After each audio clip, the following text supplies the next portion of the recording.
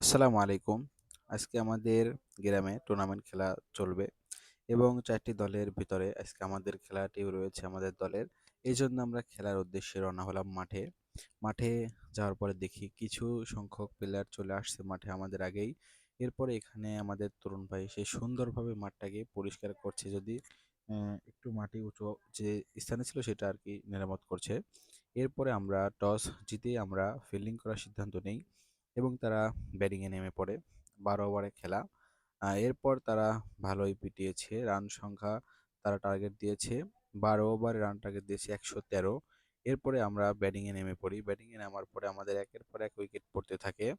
আমাদের কেউ মূলত ভালোভাবে খেলতে পারেনি।